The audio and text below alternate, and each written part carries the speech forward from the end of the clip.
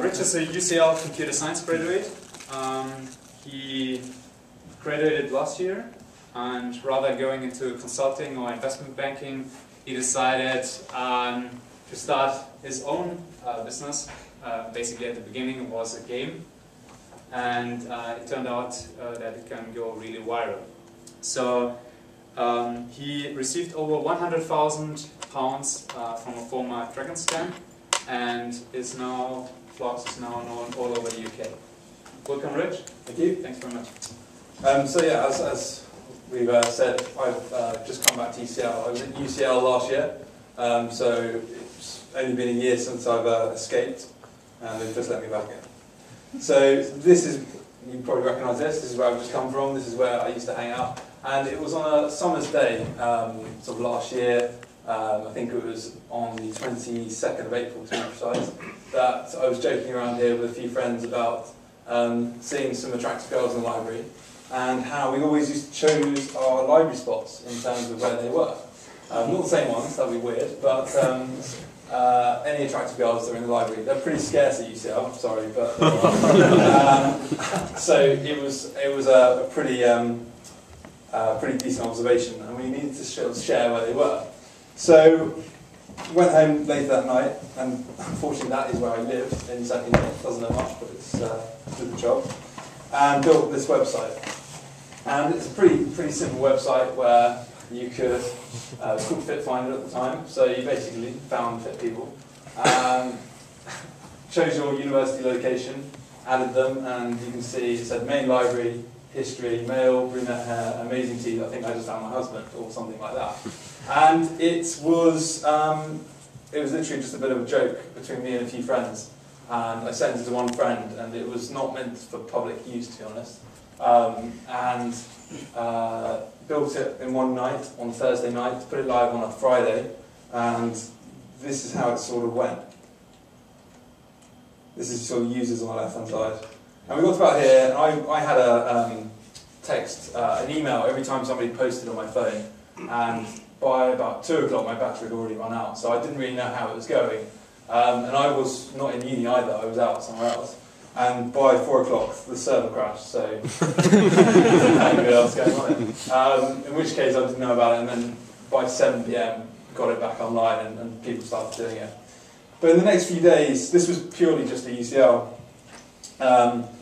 The Guardian wrote an article about it, which sort of sparked more and more people to sort of find out about it. This was after we had a few people talking about it. And this was the first time where it was surprising that so many people found it so popular and thought it was just a fun idea. And so that sort of enabled me to think, okay, let's start scaling this to other universities, and we started with LSE, King's College London, all the London ones, Oxford, Cambridge. So in the coming days, it continued to grow a little bit more.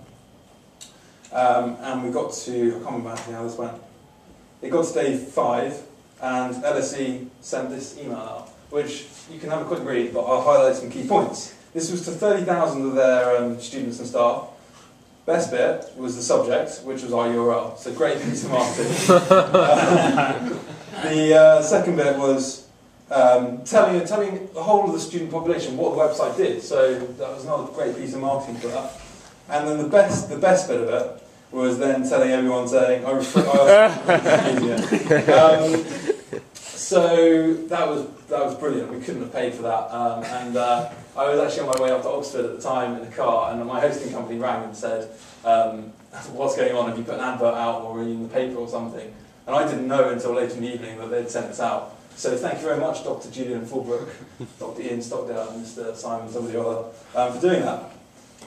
So that caused traffic on day 6 to go over the roof. That was LSE, a lot of it coming from that, because they've got a massive library there and it worked really well. So carried on, this was the first couple of days. And then it got to the stage where LSE weren't able to block it. It got a little bit out of hand. They didn't really like the fact it was still up. And so they asked the internet service provider for all universities in the UK to block it. And Metro picked up on this, a few other papers picked up on it. And that meant that no university network in the, anybody accessing it through the Wi-Fi in uni or through any sort of wired connection in universities provided by Janet, which is the name of the network provider, could get on it. And that sort of killed us a little bit because everybody was in uni at the time. But it didn't it happened for about 2 days, but it didn't completely kill the traffic because, as the Metro article just clearly stated, it sort of mooted this mobile revolution where people were on it on their phones. We put together very simple mobile sites so people can access it, but it still wasn't ideal. Anyway, we then, by surprise, a lot of the university students and some other universities, I think Leicester was one of them, Nottingham might be another, said this wasn't free speech, and the fact is that they were still allowing people to go on porn, they could still go on weapons building sites, gambling, anything like Facebook, you can still go on in uni.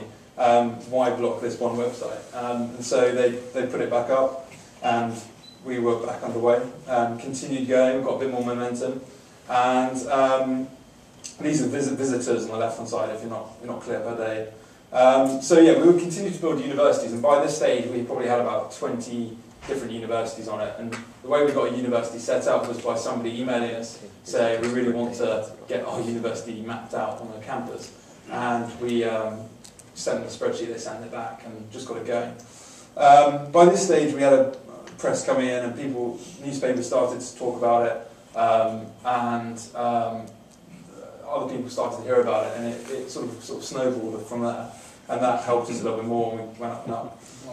And it was when we got to about this stage that UCL weren't really happy about it. Well, this was the UCL administration side, I think because they'd spoken to LSE. LSE weren't very happy after that email, sort of helped us out a little bit. So I had one exam left, I think by now, in my finals, not that I'd done much revision for it, and decided to take the site down, mainly because I've received a letter from UCL fining me for having the site up, and it could have gone on a little bit worse than that. So the site was down 38 days after it started. Then it all kicked off with press and everything, went on Sky News talking about it, which is quite absurd, and yeah, so there was a lot of press interest about this website that had been shut down by uni and what it was about, so I had to explain all that. And that was when this chap got involved and ended up, if you don't know who he is, called Doug Richard. He used to be on the first version of of Dragon's Den, and he's the bald American guy on the back left if you can't see him, but he on Twitter decided to message me, well, quite persistently message me. Could say that was stalking, but that day he read about it somewhere and really wanted to get in touch, and that's really how he found out about it. He was surprised that this website got shut down, he wanted to invest in it, and by this time I'd finished my last exam. I was chilling out in the garden somewhere, and it was quite good to sort of discuss what he was thinking about getting it back. And by this time, I know someone said earlier that I didn't go into investment banking, but actually I did, and for the next 6 months I spent my days working on a trading floor in Nomura, which was pretty boring. This is actually their trading floor, but I was having all right. It's a very long-paced job. You do the grad scheme there, and it wasn't terribly exciting. And all the time whilst we were doing that, I was sort of talking to investors about trying to what was the possibility of people investing and getting this going perhaps for next year. And so anyway, in January we relaunched under a new name, Floxx. Couple of reasons for that. FitFinder.com wasn't available, we never had that. And to take it anywhere like the US or anywhere in the future, we sort of needed a .com domain name. It was sort of the problem that Facebook faced, but they got big states where they could spend hundreds of thousands of dollars on it. So we chose a new name, new branding, Floxx, which is a sort of coined word around flocks of people, and relaunched it with maps now, so people could basically use it with an app. So this is the UCL campus. You can see all the points around UCL. You can see the map. So we've got an iPhone app at the moment with Android and BlackBerry coming. And so Floxx was really designed to be more than just spotting about fit people that you saw. It was more about connecting with people around you, anonymously or actually with a username. So we've got we're continually developing the app and the website to bring in new features. It's pretty much what we had last year, but the app will soon have stuff like instant messenger, and we'll start doing more stuff over the summer. So yeah, basically that's the story. we're back in action since January, slowly building up traffic since then. The current site hasn't been as viral as it was last year, but what we're planning on doing is doing more stuff over the summer, building the tech up, and hopefully expanding it globally and potentially doing some stuff in the US next September. So, are we doing questions now? Or, yeah? Thanks Thank you very much. Yeah, it's now your chance to ask Rich some questions, so 10-15 minutes, then we go to the next. Yeah. When you pre-launched it, why did you initially start out requiring registration whereas with FitFinder and Martell? Good question, yeah. I mean, we probably underestimated how big a thing that anonymity quick easy posting. And we've gone back to how it was originally. I think it was mainly because we thought, what value is it that we have these people going on our website? And what could we try and get out of them? And you look at anything like Facebook or Twitter, and you always have this user data, and you know who your users are coming back. And we never had any of that. We could see these people going on the website, but I guess that was the fun thing about it. You didn't know who they were, and they liked that. They didn't know that we didn't know who they were. So we sort of, I think, thought that it would be a good idea, and we thought we'd have enough momentum so people would be keen enough to sign up, even though it's still anonymous. They had a username or something like that, for people to be able to read their posts. And when we spoke to everybody about, or did some research before we actually launched it, you asked that question. You say, okay, what would you say if we put registration in? And a lot of people were keen for the idea because it meant that you can store users' information, you can store private messages between people, and it essentially becomes sort of a Facebook, but sort of a bit more antisocial.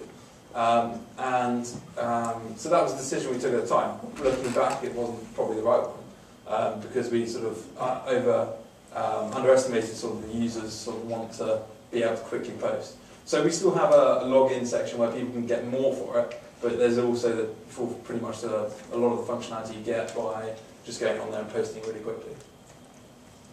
Yeah. Would you consider suing universities for your financial loss? It has come through my mind, but I mean, I imagine you get millions, and I mean, it would be a great case for freedom of speech.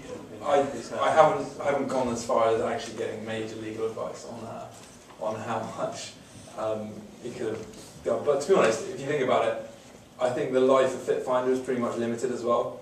The fact is that 38 days, it started early enough to last that long. If you look at how cyclical David's business is the same. It's quite cyclical in terms of we're both university-based. Summer is pretty quiet. So I don't think, I mean, in terms of actually having an opportunity to take the site down and look at it, I don't think a huge amount of momentum would have been lost. And actually, in an honest opinion, by them forcing me to shut it down, it probably got more press than it sort of warranted. I think that actually helped us out a lot. Rather than if it had just carried on and died out naturally over the summer, it wouldn't have got the same effect. Because it was going to die out, because it was uni-based, so if no students are in uni, they're not going to go on that. Yeah. Are you making any revenue yet? And if not, how do you plan to achieve that? No, we're not making any revenue yet. And it's one of these things, you look at Facebook, Twitter, and how they started, Google, how they started, and think, okay, they started without making revenue, but you have got to think about it sometimes. And last year the site was run with adverts, so because I didn't have any investment to run it last year and it was quite expensive in the end, I ended up going out to Tottenham Court Road and selling ads for the UCL network for people there to buy like discounted lunch and things like that. But this year we've just started to put on a few sort of banner ads and things like that, but that doesn't bring in a huge amount of revenue. But as soon as you can start doing stuff with mobile-based things, what we'd probably do with the iPhone and the Android and BlackBerry, there's a lot of different business models you can build around mobile marketing. And we've got one of our investors used to be CEO of Overture, and we're sort of using him to sort of help us build a bit of a business model around the mobile marketing side. So on the website, probably not so much, but there'll be a lot of stuff about mobile marketing, because especially with in-app purchases, you can make a lot of money through in-app purchases now. Hey. I've got sort of two questions. First question is, well, I suppose, like, how do you see Floxx sort of evolving in the social media side?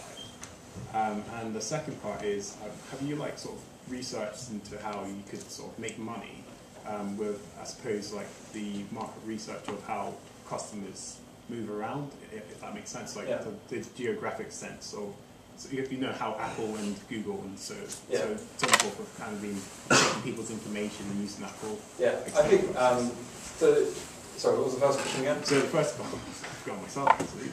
The first question was, how do you see it like evolving? Oh yeah, so I see it becoming a little bit more. Even though it is an anonymous sort of lightly flirting app in terms of that, I think we'll have more user interaction. So in terms of, especially something like with Instant Messenger, I think it would be an interesting seeing people and seeing that we've already spoken to people about what they want next, and looking at how we can do maybe an instant messaging with people around you. Imagine like a chat roulette, but people around you. And there's stuff out there, but we'll be thinking about doing it slightly differently. So I see it evolving more than that. I think we'll almost go into a model that is completely app-based rather than a website. Eventually down the line, something like Foursquare, you can't use Foursquare's website to check in or anything like that. Once we get more apps out there, because we've only got iPhone at the moment, once we get iPad, BlackBerry and Android, I see it going a lot more mobile. The second point, I don't know if we could think about, difficult thing is, if you, with a lot of this, you're almost discouraged about thinking about making revenue before functionality and things like that. So I'm starting to think both ways, but originally we were just thinking, okay, what do users want? And sort of what will get them going on the site on a regular basis. But actually, if you think about it in the reverse way, things like with Foursquare, actually some of the ways they sort of make revenue by check-ins and things like that actually encourages people to come back because they want to check in and they get that sort of competitive nature of it. So I don't know whether building in some sort of loyalty system like that works at all, but it's some areas we're exploring like that. Yes, Essie. Question from the audience. How many of you went on the site last year if you were here? How many of you were here last year? Almost the same amount of people. Yeah, it was last year was it was a bit phenomenal because it got taken out of hand quite a lot. No, it's a lot of fun, and what I'd say is obviously you're here because you're interested in enterprise and stuff like that. So, I mean, I've gone. I know about Dave. I don't know about whether you're all thinking about going into investment banking or something like that. I'd say definitely go the route that us three are going because it's so much more exciting. It's a lot more flexible, and you sort of own your own destiny really. Rather than the grand scheme, you don't. I don't know how much you followed, I'm pretty sure you would have. We probably had a conversation with Richard about it, but what do you think about the industry changes or the invited, was it Facebook or something else to talk to the Senate in the States because they're going to start trying to reduce the amount of information that people or the commercial websites like Facebook can gather about people's personal lives? I didn't see that actually, but I mean, we know. I mean, compared to Facebook, I mean, we back off a lot of Facebook API and things like that. The amount of information you can get off Facebook, and I think people are learning that Facebook login button is actually quite dangerous because if you give them all your information, they can literally get your life. I mean, Facebook is going to be the main culprit with that. I'm not so worried about us with things like that. I think there's bigger things that affecting Europe, and there's a big thing at the moment about cookies being stored on websites to record users and things like that, which doesn't affect us majorly, but it will affect other people in a lot of other internet startups, and it's specifically about Europe. So that's probably one of the biggest talking points at the moment, the EU cookie law. Check that out though. It's okay. Debate at the moment. Cool. Rich will also join us for drinks afterwards, so it's your chance and also later to ask him some more questions.